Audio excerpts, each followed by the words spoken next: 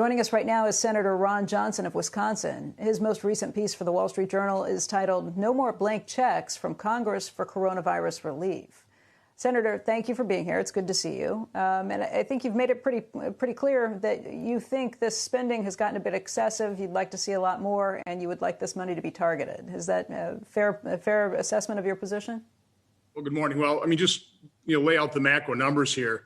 By the end of April, we'd already authorized at least $2.9 trillion. I had an oversight hearing last week, and there's disagreement. It might be as much as $3.6 trillion, which is, represents about 13.5% to almost 17% of last year's GDP.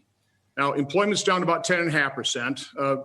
Recent economic forecasts show that we'll probably have a GDP shrinkage this year, somewhere between 4.6% and 7%. And again, so we've already authorized 13.5% to 17%, and we haven't spent or obligated about 1.2 trillion of that. So I think my main point is we really ought to take a look at what we've already spent, what's left over, what worked, what didn't work.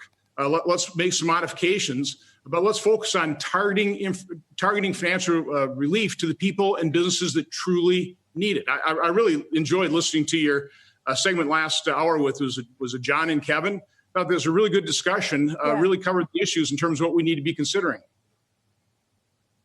Although, Senator Johnson, I have to tell you, you are in the minority at this point. It's not a view that is popular with Mitch McConnell, your leadership at this point, and it's certainly not a view that the administration is going along with. You could be in a position where this moves on with or without you. Are you prepared to deal with that? And what do you think? I saw a political story yesterday where you said, I have no idea what they're thinking, just in terms of your own leadership. Well, again, I'm just trying to lay out the facts. I mean, the fact of the matter is savings rates are up from 8.3% in February to 19.2% in June. Disposable income has gone from 14.9% in March to $49 trillion to $16 trillion in June. And worldwide, about 11% of credit card debt's been paid off, almost $100 billion.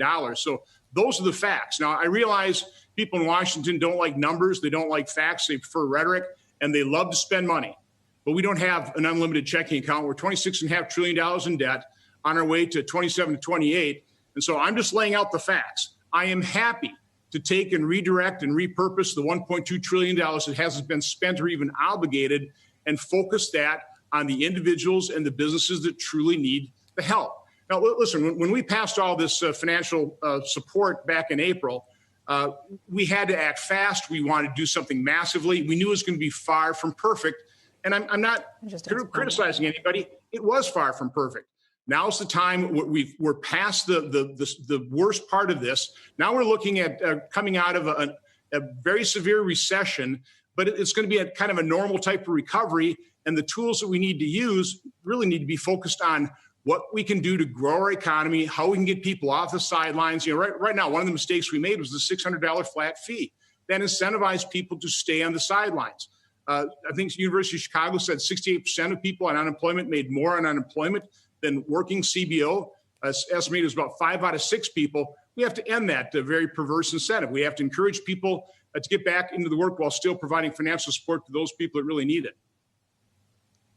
That University of Chicago study that you just cited, the very same author of that study has put out a new research piece that says if the $600 in unemployment extended benefits is cut at this point, and without a deal, that is the fact, it's gone to zero. He said if that goes to zero, then you will be looking at a drop of 4.3% in the economy.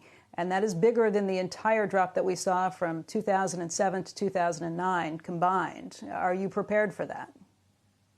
Well, I don't want to really take a look at that study, but again, we've already provided 13.5% to 17% of our GDP in financial relief, haven't spent $1.2 trillion. One of the problems I think in negotiation is within less than a month, the ink wasn't even dry on the fourth financial package. Nancy Pelosi passed another $3 to $3.4 trillion, basically doubling that amount. And again, put aside the study that I haven't looked at. Other economic forecasters are saying somewhere between 4.6 and 7% GDP decline for the entire year. We have, I think, authorized more than enough money. We need to take a look at have we directed it properly.